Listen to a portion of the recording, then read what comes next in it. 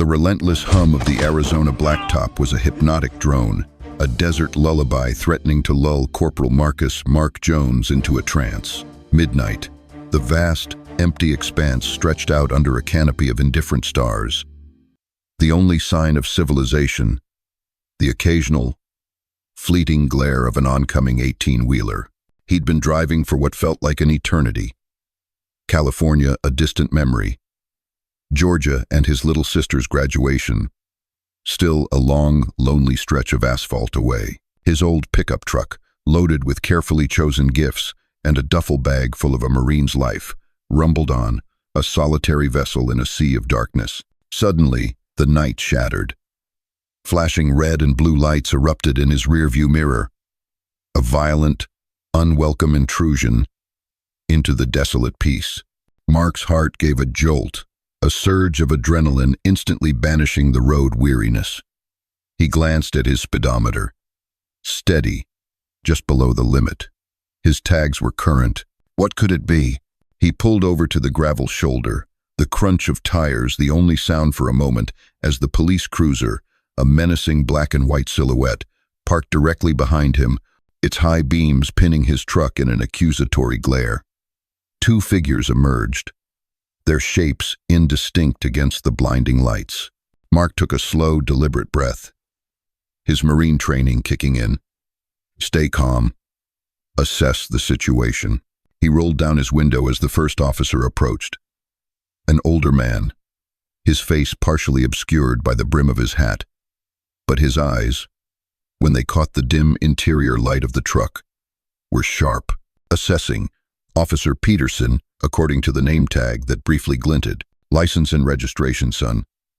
Peterson's voice was a low drawl, the kind that could be friendly or a prelude to trouble. Mark complied, handing over his documents. Is there a problem, officer? Before Peterson could answer, the second officer, younger, with a restless energy and a belligerent set to his jaw, leaned aggressively towards the window. Officer Davies. Problem is, you were weaving a little back there. You been drinking tonight? His tone was accusatory, already assuming guilt. No, sir, Mark replied, his voice even, respectful despite the unwarranted aggression. Just tired. Been on the road a long time. He offered his military ID alongside his driver's license. Corporal Marcus Jones, United States Marine Corps. He'd hoped the military ID might signal his discipline, his respect for authority. Instead, Davies' eyes narrowed, a smirk playing on his lips. A Marine, huh? Long way from base, aren't you, Corporal? What's a Marine doing out in the middle of nowhere? Arizona at this time of night. Peterson, meanwhile, was slowly shining his flashlight around the cab of Mark's truck, lingering on the wrapped gifts in the passenger seat. Got a lot of packages there, son. You transporting something? The questions were no longer about a supposed traffic violation. They were pointed, invasive, laced with an unspoken suspicion that made Mark's stomach clench. This wasn't a routine stop. This felt like a hunt. Just gifts for my family, officer, Mark said, keeping his voice level. I'm driving to Georgia for my sister's graduation. Georgia? That's a hell of a drive. Davies scoffed. What's in the boxes, Marine? You got anything in this vehicle you shouldn't have? Mark noticed Peterson's eyes weren't just on the gifts, but were lingering on his face, on his skin, with an intensity that felt deeply uncomfortable, an appraisal that had nothing to do with traffic laws or contraband. It was the kind of look Mark had encountered before, in places far from the Arizona desert, a look that presaged trouble, a look that judged him before a single word of wrongdoing had been proven. The night, the isolation, the unwavering stare of the two officers. The desert lullaby had abruptly transformed into a predator's serenade. The game had changed, before it had even officially begun. I have nothing to hide, officers, Mark stated, his voice a calm counterpoint to the thinly veiled hostility radiating from Davies. He met Peterson's steady, appraising gaze. You're welcome to search the vehicle if you have probable cause. He knew his rights, and he knew they were treading a fine line. Peterson remained silent for a moment, his flashlight beam still sweeping methodically across the truck's interior. Davies, however, seemed to take Mark's acknowledgement of his rights as a direct challenge. Probable cause. Davies sneered, leaning closer to the window again, his breath fogging the glass. How about driving erratically in a high drug trafficking corridor at an unreasonable hour by an individual who doesn't appear to be from around here? That sound like enough probable cause for you, Corporal? The way he spat out the rank was a deliberate insult. Mark's jaw tightened. The high drug trafficking corridor was a stretch. This was a desolate state highway, miles from any significant town, and doesn't appear to be from around here. Was a thinly veiled reference to something else entirely. He recognized the script. It was an old one, played out on countless roadsides. "I understand your concerns, officer," Mark said, choosing his words carefully, the discipline of 1,000 drills holding his temper in check. "But I assure you, I'm just a Marine trying to get home to his family. We'll be the judge of that." Peterson finally spoke, his voice still a low drawl, but now with an undercurrent of command. "Step out of the vehicle, son. Hands where we can see them." There it was, the inevitable escalation. Mark knew protesting further would only make things worse. He'd seen these situations turn ugly fast. With a slow, deliberate movement, he unbuckled his seatbelt, raised his hands to shoulder height, and pushed the truck door open. The desert air was cold, carrying the scent of dust and creosote. As Mark stepped out, Davies was immediately too close, his presence an invasion of personal space. Peterson directed him to the rear of the truck. "All right, Corporal, let's see what Santa Claus brought for his family," Davies said, a mocking lilt in his voice as he yanked open the tailgate. The search was a deliberate act of petty harassment. They didn't so much search as rummage. Gifts were picked up, shaken, their wrapping paper crinkled carelessly. Mark's duffel bag was unceremoniously dumped onto the truck bed, its contents, neatly folded uniforms, worn fatigues, a few personal mementos, pawed through with a distinct lack of respect. Peterson maintained a veneer of professionalism, asking Mark about specific items. But Davies was clearly enjoying himself. He picked up a small, intricately carved wooden bird that Mark had bought overseas, a gift for his younger sister, Maya. "What's this supposed to be?" Davies asked, turning it over in his thick fingers. "Some kind of voodoo doll?" "It's a gift for my sister, officer," Mark said, his voice tight. The bird was delicate, a testament to hours of an artisan's work. "Looks like cheap junk to me," Davies scoffed. And then, with a flick of his wrist that seemed almost casual, almost an afterthought, he accidentally dropped the wooden bird onto the gravel shoulder. A tiny, sickening crack echoed in the stillness as one of its delicate wings snapped off. That was the line, the invisible line of Mark's endurance. It wasn't the questions, the insinuation, or even the invasive search. It was the deliberate, contemptuous destruction of something precious, something meant for his sister. The discipline, the resolve to remain calm, frayed. "Pick it up," Mark said, his voice no longer calm, but a low, dangerous growl that carried the authority of a man pushed too far. Davies looked up, a flicker of surprise in his eyes at the change in Mark's demeanor, quickly replaced by a defiant smirk. "What was that, Marine? You giving orders now?" "I said," Mark repeated, taking a step forward, his 6'2" frame suddenly seeming to loom larger in the harsh glare of the headlights. "Pick it." His eyes, cold and hard as polished steel, locked onto Davies. For the first time that night, Officer Davies looked a little less sure of himself. Peterson, watching from the side, shifted uncomfortably. The desert night suddenly felt a lot colder, and the presence of the Marine in front of them was no longer a subject for mockery. The standoff by the side of the Arizona highway was a frozen tableau. Mark, radiating a cold fury. Davies, his bravado faltering under the intensity of Mark's gaze. And Peterson, a silent, watchful observer. The snapped wing of the wooden bird lay on the gravel like a broken promise. It was Peterson who finally broke the silence, his voice a placating murmur.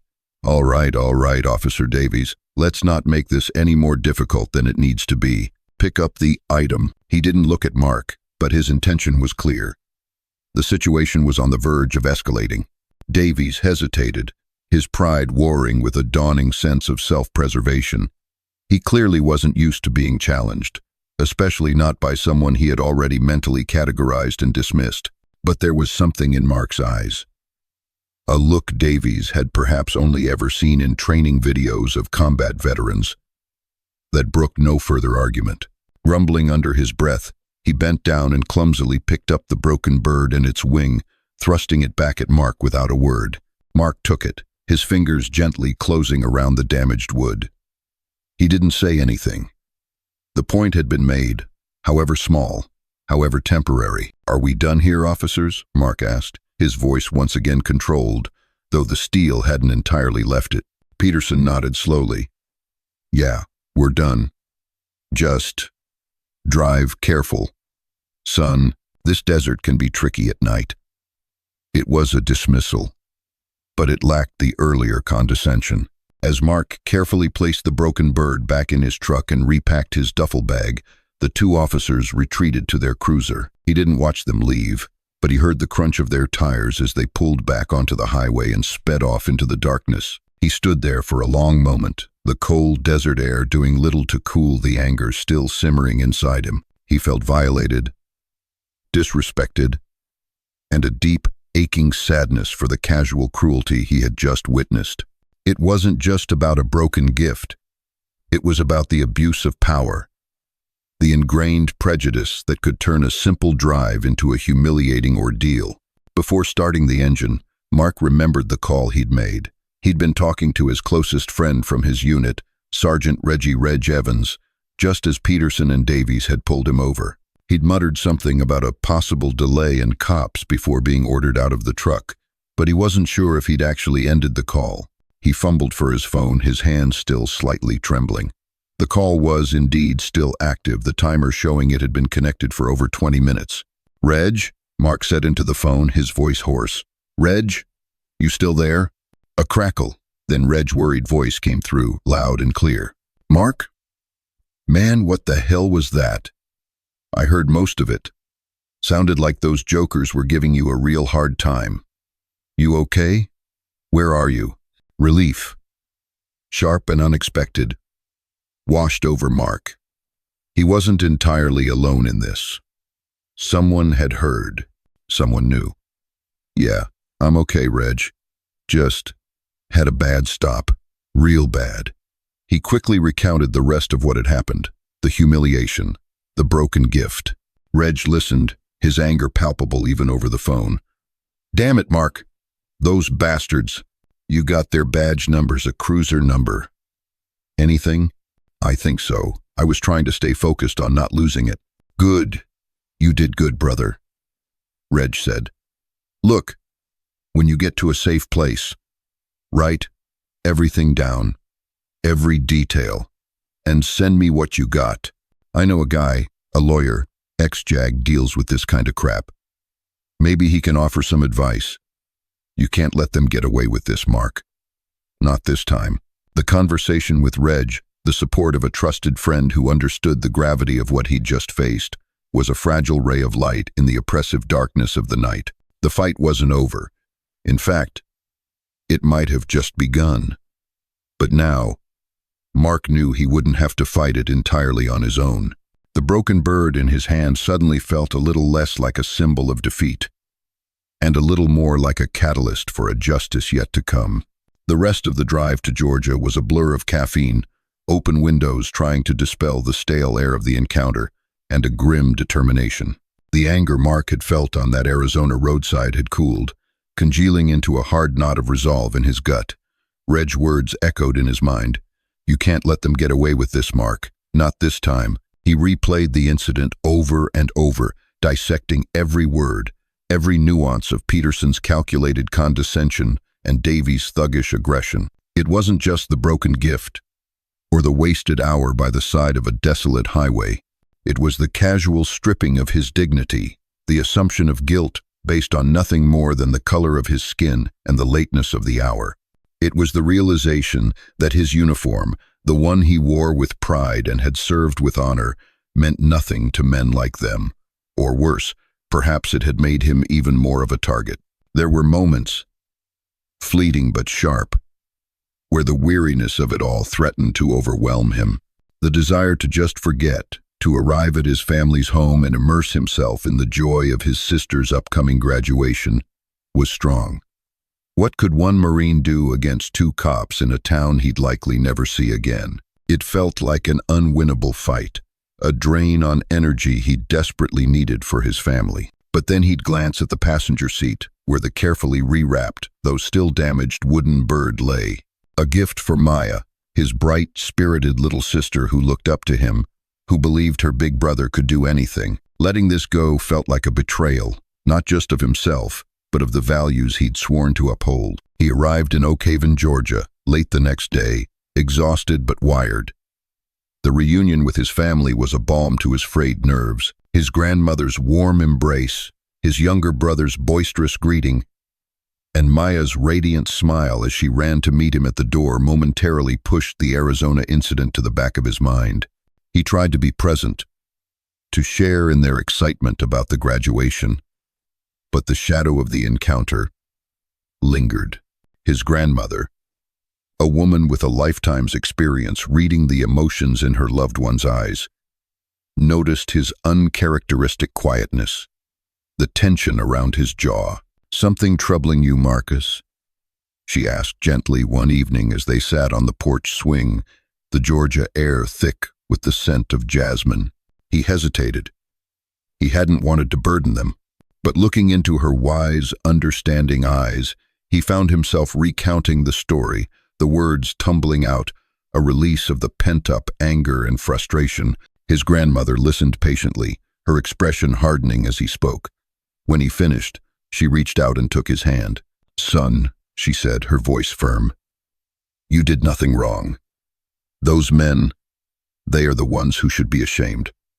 You are a United States Marine. You serve this country with honor, and they treated you like a criminal." Maya, who had quietly entered the porch, overheard the end of the conversation, her eyes widening as she pieced together the reason for her brother's subdued mood and the slightly damaged state of the beautiful wooden bird he had given her earlier, which she'd noticed but hadn't wanted to press him about. "Mark," she said, her voice trembling slightly, "that bird, they broke it?" The realization that her gift, something her brother had carried so far and clearly treasured, had been a casualty of such ugliness, hit her hard. It wasn't just an abstract story of injustice anymore. It was personal. Her disappointment and hurt, mirrored in her brother's pained expression, solidified Mark's resolve. He couldn't let this go, not just for himself, but for her. For the principle of it. "They need to answer for what they did, Mark," his grandmother said, her conviction unwavering. "Not just for you, but for anyone else they might treat that way." Their support, their righteous anger on his behalf, was the final push Mark needed. The weariness was still there, but now it was overshadowed by a renewed sense of purpose. He owed it to himself, to his family, and to the uniform he wore, to ensure that Officers Peterson and Davies were held accountable. The first call Mark made was to Sergeant Reggie Evans. Reg, true to his word, had already been doing some preliminary digging. "All right, brother, listen up," Reg said, his voice all business. "That town, Clifton, Arizona, where you got pulled over? It's a small department. Pretty isolated. Not a lot of oversight. But the good news is, Arizona has a statewide post, Peace Officer Standards and Training Board. They handle certifications and investigate serious misconduct. That might be a better avenue than trying to get the local department to investigate itself." Reg had also reached out to the ex-JAG lawyer he knew, a man named Ben Shapiro, who now ran a small civil rights practice in Phoenix. Shapiro is a bulldog, Mark. He specializes in cases against law enforcement. He's interested, especially since you're active duty. Says it adds another layer of public interest, let's say. Mark felt a surge of gratitude. Having Reg in his corner, with his connections and know-how, was invaluable. "What about the trucker, Reg?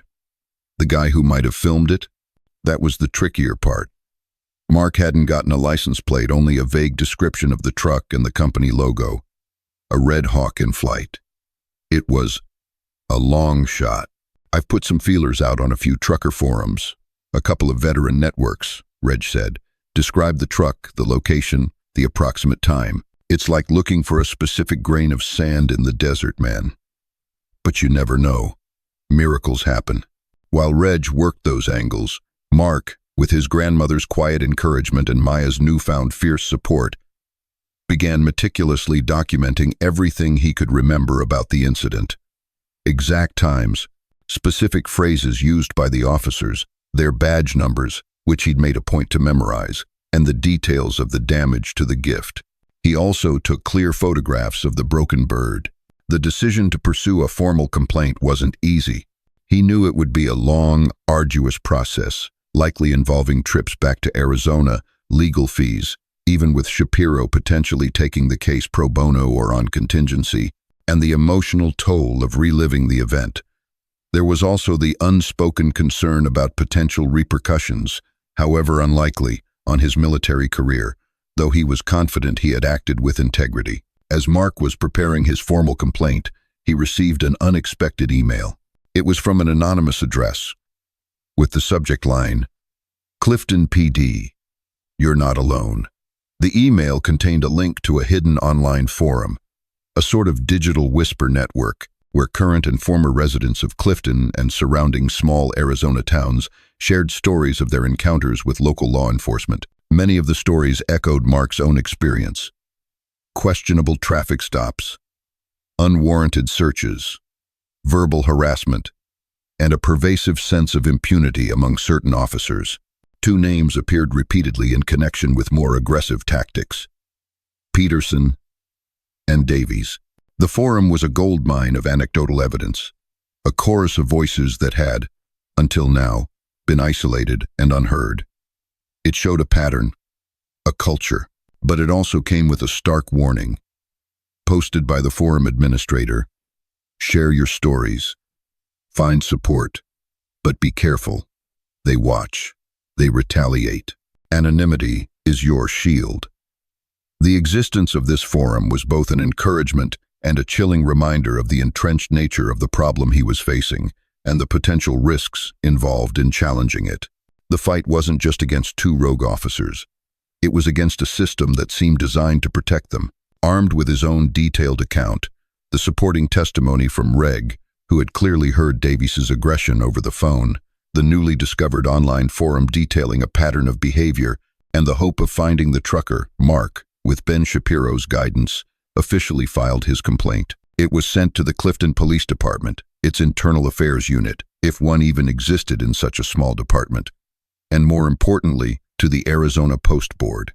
The initial response from the Clifton PD was, predictably, a stone wall, a form letter acknowledging receipt of the complaint, followed by weeks of silence. Shapiro's attempts to follow up were met with bureaucratic runarounds, unreturned calls, and vague promises of an ongoing review. "This is standard procedure, Mark," Shapiro explained during a video call. "They'll try to wear you down, hope you give up and go away, especially since you're out of state. They're betting you don't have the time or resources to pursue this."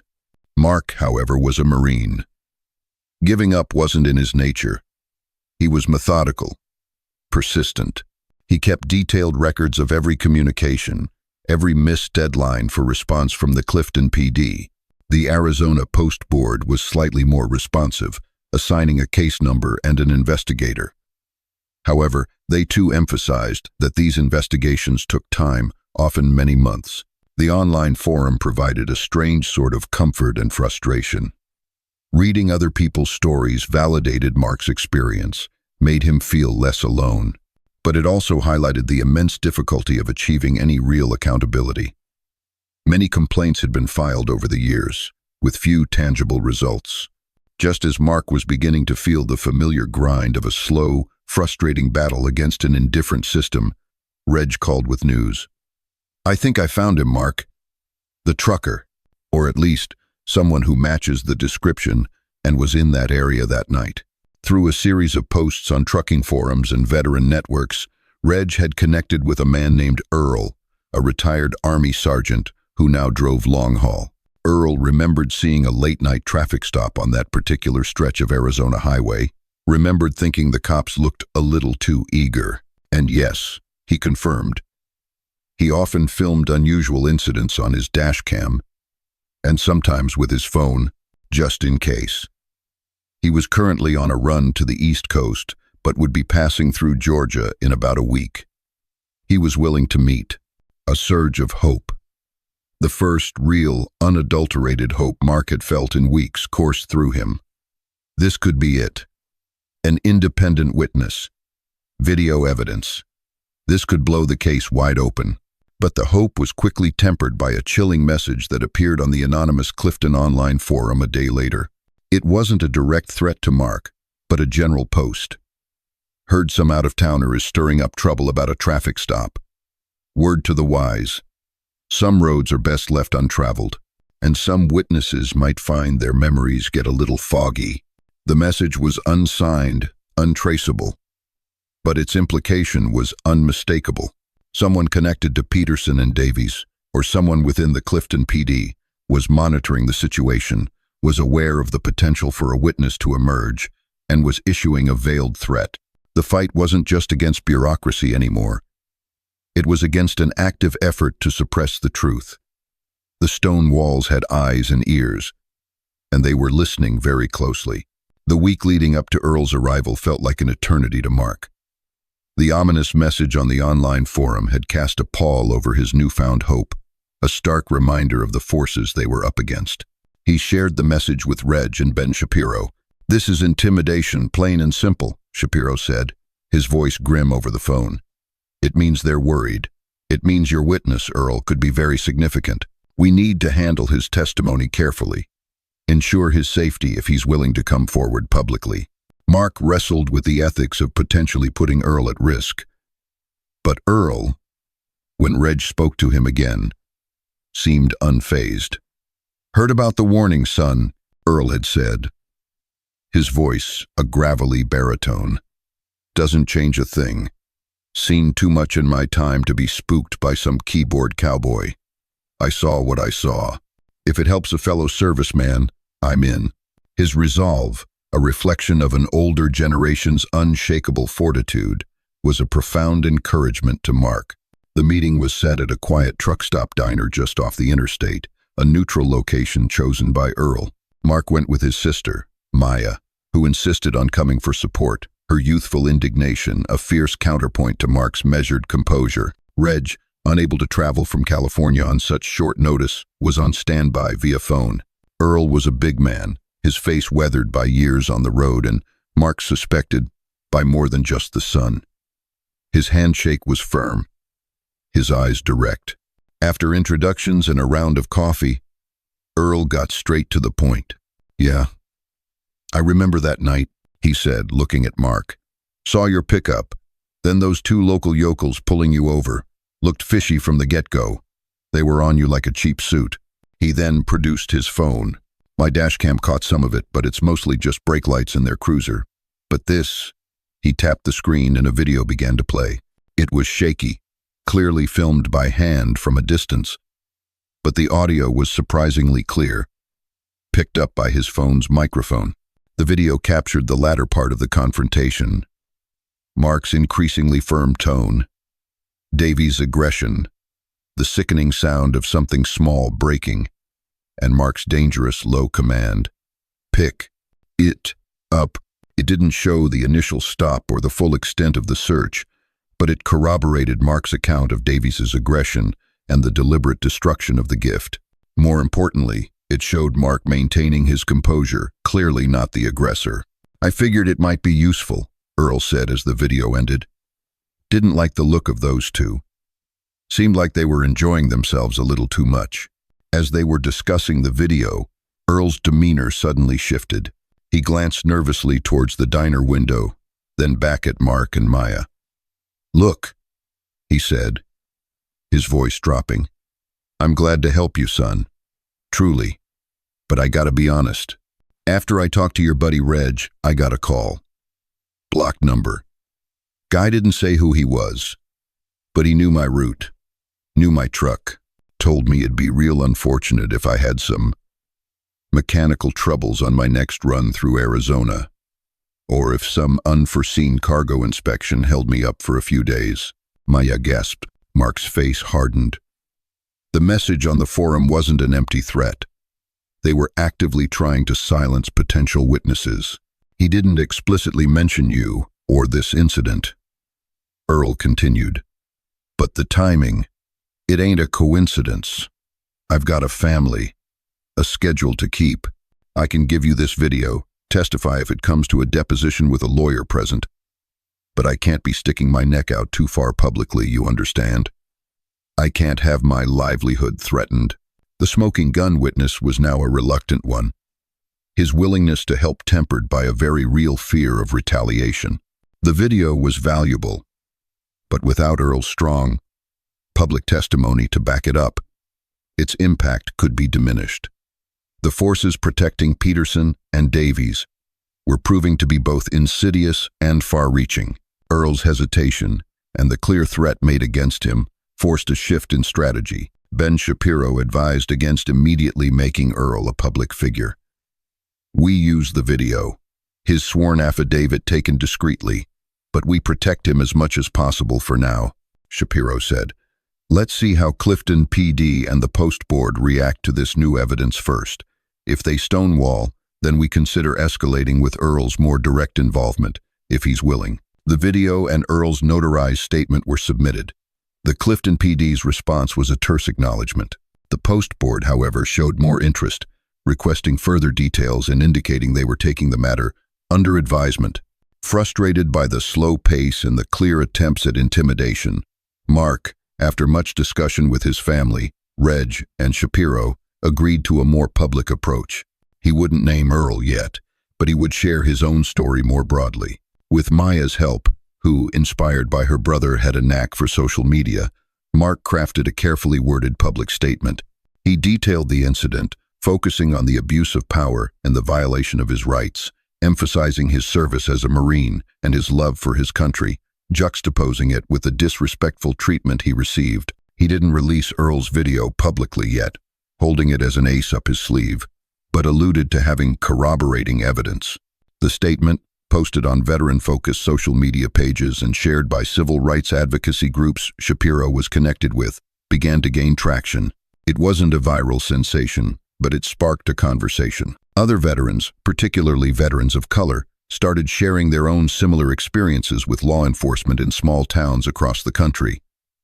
A national dialogue, albeit a small one, was beginning. The Clifton PD, clearly rattled by the growing public attention and the inquiries from the Post Board, finally scheduled a formal interview with Mark as part of their internal investigation.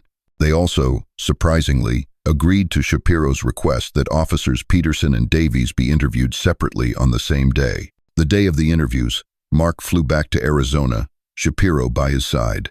His interview was grueling, the internal affairs investigators picking apart every detail, trying to find inconsistencies.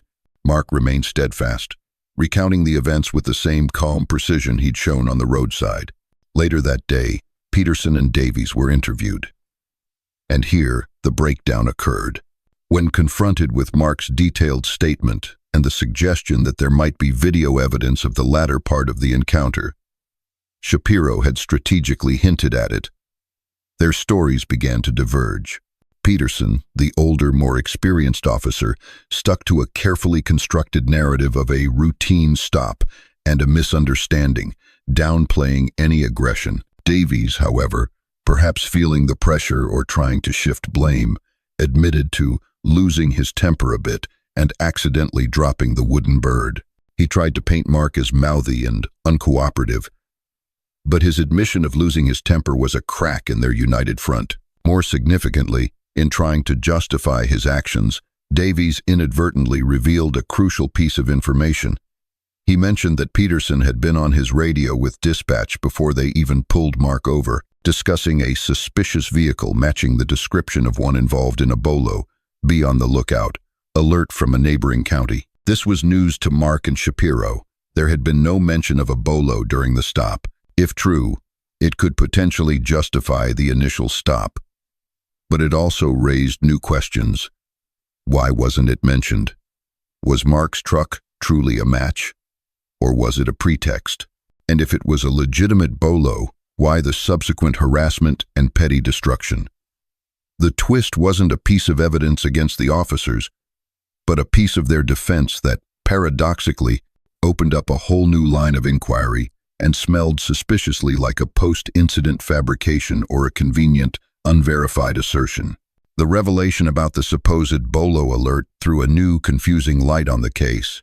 Shapiro immediately filed a request for all dispatch logs and bolo alerts from Clifton and surrounding counties for the night in question.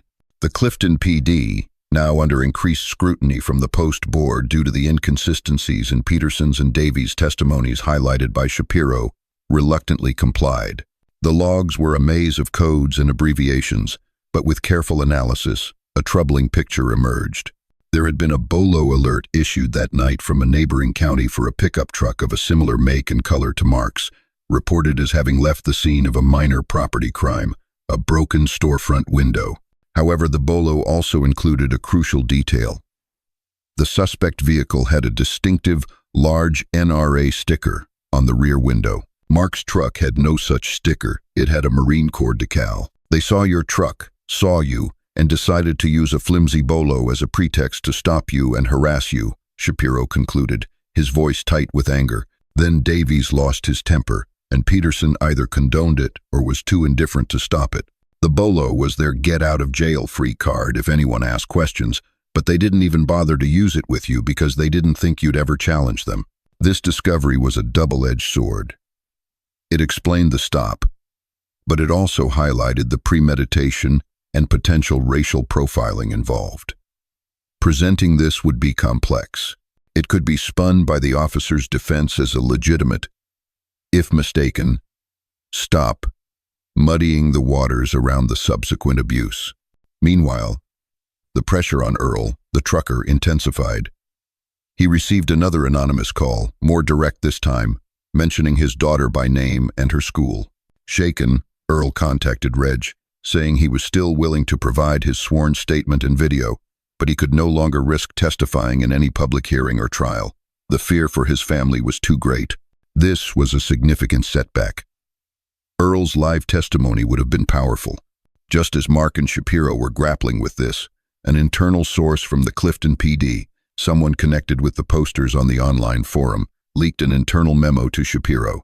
The memo, written by a lieutenant shortly after Mark's initial complaint, outlined a strategy to manage the optics of the situation. It suggested emphasizing any uncooperative behavior by Mark, highlighting the stressful nature of policing in high-crime corridors, a blatant mischaracterization of the highway, and, most damningly, it included a directive to ensure Officer Peterson's and Officer Davies's reports are consistent and reflect a justified stop due to the bolo alert, regardless of minor discrepancies in vehicle description.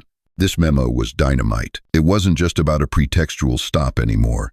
It was evidence of a deliberate attempt to orchestrate a cover-up, to falsify official narratives. It showed a willingness within the department, at a supervisory level, to protect officers even when they were clearly in the wrong. The price of truth was becoming clearer. It involved taking on not just two officers, but a culture of impunity and deception. The fight had just escalated from a complaint about misconduct to an accusation of a conspiracy to obstruct justice. The leaked internal memo from the Clifton PD was the accelerant the case needed. Ben Shapiro, Mark's lawyer, immediately recognized its explosive potential. This wasn't just about the actions of two officers on a lonely highway anymore. It was about a systemic effort to manipulate the truth from within the department. He made a strategic decision. Instead of just submitting it to the already slow-moving Post Board or the Clifton PD, who were clearly implicated, he released it, along with a carefully compiled summary of Mark's case, including Earl's anonymized affidavit and stills from his video, to a major Arizona newspaper known for its investigative journalism, as well as to national civil rights organizations. The impact was swift and significant. The story, Marine veteran accuses small-town Arizona cops of harassment, alleges department cover-up, made front-page news. The leaked memo, with its damning directive to ensure reports are consistent, became the focal point of public outrage. The story of a decorated Marine being targeted, coupled with evidence of an official attempt to control the narrative, resonated deeply across the state and began to attract national attention. The Arizona Attorney General's office, facing mounting public pressure and calls from legislators, announced it was launching its own independent investigation into the Clifton Police Department, focusing not just on Mark's incident but on broader patterns of conduct and internal affairs practices. The Post Board, now under the state spotlight, expedited its review. For Officers Peterson and Davies, the world turned upside down. They were no longer just facing an internal inquiry in their small town. They were at the center of a statewide scandal. The blue wall that had seemed so impenetrable began to crack under the intense external scrutiny. Other officers in the Clifton PD, fearing for their own careers, became less willing to offer unquestioning support. The pressure became too much for Officer Davies. Younger, less entrenched, and perhaps less invested in the department's cover-up, he saw his career and reputation crumbling. Through his own attorney, he approached the Attorney General's investigators with an offer. He would cooperate fully, testify against Peterson and the lieutenant who wrote the cover-up memo, in exchange for a lesser disciplinary action or immunity from criminal prosecution for his role in the initial harassment and the subsequent attempt to obfuscate. Davies's decision to flip was a devastating blow to Peterson and the Clifton PD's attempts to control the narrative. He confirmed Mark's account of the harassment, the destruction of the gift, and crucially, he admitted that the Bolo alert was a flimsy pretext they'd latched onto after the fact, under direction from the lieutenant, to justify the stop. He painted Peterson as the more senior, instigating officer who set the tone for the encounter. The quiet process of justice was becoming a roar. Peterson was immediately placed on administrative leave. The lieutenant who wrote the memo faced an internal affairs investigation that was now far from a formality. The foundation of the Clifton PD's defense had crumbled, not from an external attack alone, but from a fissure within its own ranks. The fallout from Davies's cooperation in the ongoing state investigation was significant. Officer Peterson, facing overwhelming evidence and the testimony of his former partner, eventually resigned from the Clifton Police Department before he could be formally terminated. He faced potential criminal charges for official misconduct and obstruction, though the legal process would be lengthy. The lieutenant who orchestrated the cover-up was demoted and faced severe disciplinary action. Davies received a lengthy suspension and mandatory retraining, his career forever tarnished.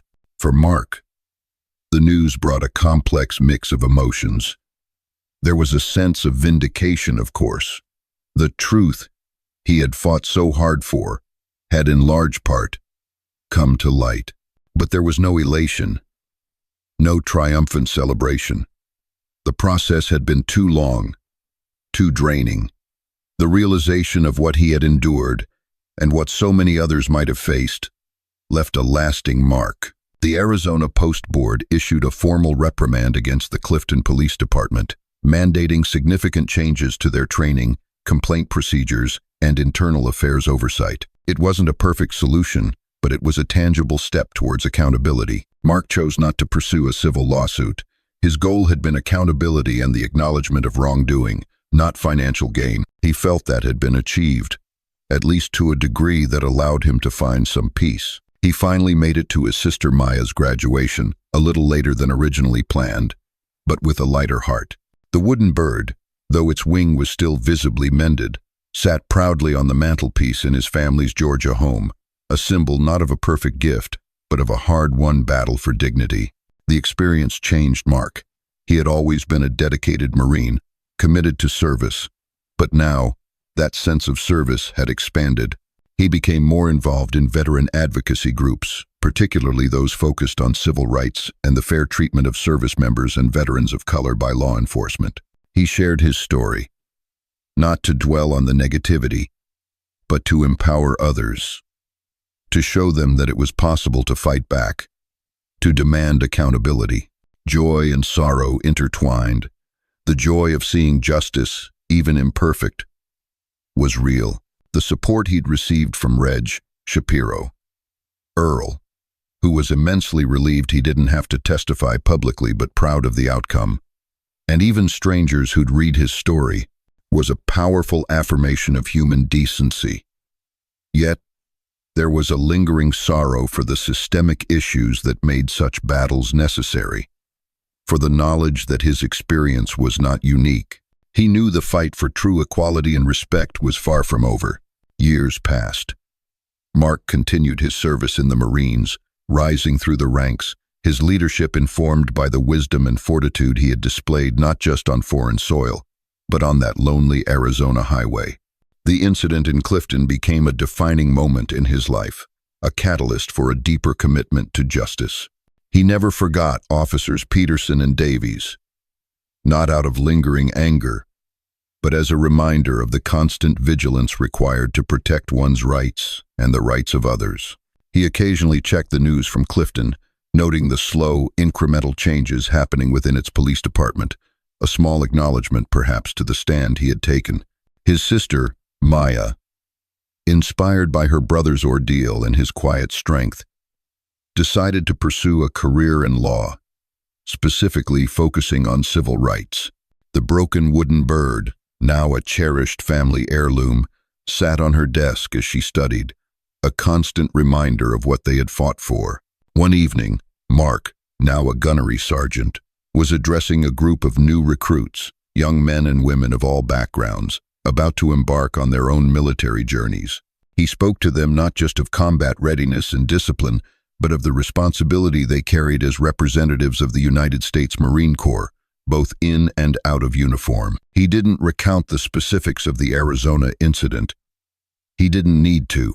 Instead, he spoke of dignity, of respect, of the courage to stand for what is right, even when you are outnumbered, even when the odds seem insurmountable. "Your uniform commands respect," he told them, his voice resonating with quiet authority. "But true honor comes not from the cloth you wear, but from the principles you uphold. There will be times when your character will be tested, not by an enemy in a faraway land, but by challenges closer to home. In those moments, remember who you are, remember what you stand for, and never ever let anyone diminish your dignity." After his speech, a young, earnest recruit approached him. "Gunny Jones," the recruit said, "that story about the traffic stop in Arizona, the one that was in the news a few years back, was that you?" Mark looked at the young Marine, a knowing look in his eyes. He simply nodded. "Sir," the recruit continued, his voice filled with a newfound respect, "my father was a trucker. He told me about a Marine he helped out on the road once. He said it was the right thing he ever did." Mark's expression softened. Earl, he hadn't heard from him in years. "Your father is a good man," Mark said. "He taught me a lot about standing up for what's right, sir," the recruit said. "That's why I'm here." Mark placed a hand on the young Marine's shoulder. "Then you're in the right place, son. The journey for justice, for respect, it never truly ends. We just find new roads to travel, new ways to serve." He looked out at the sea of recruits, a new generation ready to face their own challenges. The fight continued, in countless ways, big and small. And Mark knew with a certainty that settled deep in his bones, that as long as there were people willing to draw an invisible line and defend their dignity, hope would always find a way to endure.